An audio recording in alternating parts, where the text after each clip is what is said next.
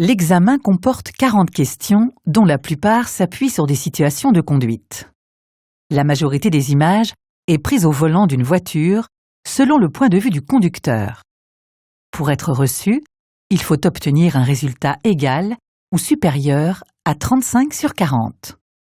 Pour répondre, rappelez-vous que, sauf indication contraire, vous êtes titulaire d'un permis de conduire depuis plus de 3 ans et vous n'êtes pas soumis aux limitations de vitesse jeune conducteur. Dans les situations de dépassement, vous roulez nettement plus vite que l'usager que vous voulez dépasser. Bien entendu, les véhicules qui vous dépassent roulent plus vite que vous. La question qui vous est posée se présente sous la forme d'un texte qui suggère 2 à 4 propositions possibles. Il y a au moins une réponse juste et au moins une proposition fausse. Parfois, les questions sont doubles, c'est-à-dire que chaque intitulé est suivi de 2 propositions. N'oubliez pas, dans ce cas, de répondre aux 2 questions. Certaines questions peuvent comporter une première partie binaire, oui ou non, et une deuxième partie à 2 propositions.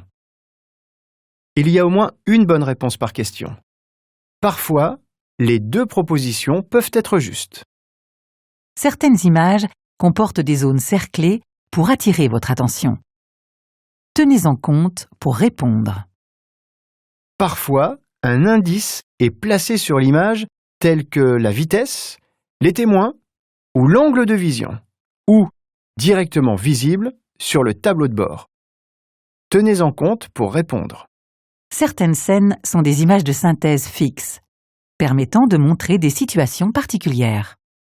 Certaines questions se présentent sous la forme d'une vidéo. Elles seront annoncées par cet écran.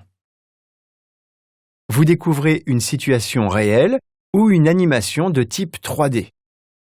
Concentrez-vous, elle n'est jouée qu'une seule fois. Observez dans les rétros, sur les côtés, vers l'avant, et estimez en permanence les distances de sécurité avec les autres usagers. Vous pouvez également avoir une animation de type 3D. Dès la fin de la lecture, vous disposez d'un temps de réflexion de 20 secondes par question. Un chronomètre permet de visualiser le temps restant. Si vous doutez, vous pouvez corriger votre réponse durant ce laps de temps. Vous êtes prêts? Alors, nous commençons.